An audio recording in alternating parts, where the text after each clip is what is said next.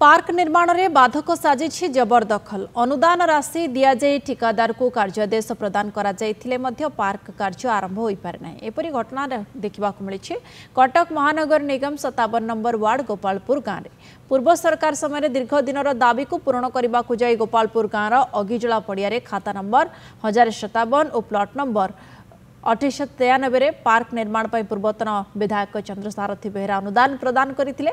सरकार बदलिबा परे पार्क निर्माण काम आगे पारना। जबरदखल उच्छेद करने को सीएमसी नोटिस जारी करथिले मध्य शेष मुहूर्त उच्छेद बंद कर दिया जायछि। कहा स्वार्थ चापर उच्छेद प्रक्रिया बंद कर दिया जायछि बोली ग्रामवासी प्रश्न करिसेंति।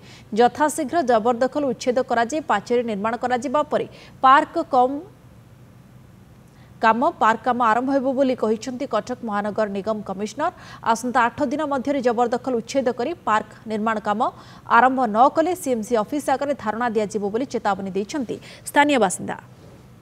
एठी कछि लोक मंदिर निर्माण आडरे सरकारी जगह को माड़ी बसचंती। आमे बारंबार लिखित आकार देला परे मध्य एबीएसएन ऑर्डर आसीछि किंतु कहा स्वार्थ रे कामडी एबे जाय बंद रहिছে एवं से जगह को यथाशीघ्र खाली करी काम आरंभ करा जाउनी। आमे बारंबार जाई से अनुसार जयास्त होला परे मध्य ए कामटी बंद रहिছে। एठी किछि खल प्रकृति लोक थाई ए जगह जबरदखल करी याकू आमे बारंबार म्युनिसिपल जरिया सत्ते यार कोनोसी कर्णपात करा नै। हमर दीर्घ दिनर डिमांड थिला गोटे पार्क पई टंका मंजूर हेछि किंतु एपर्यंत पार्क टी हेई पारि नै। आमे बारंबार अनुरोध करला परे मध्य सेटा हेई पारु नै।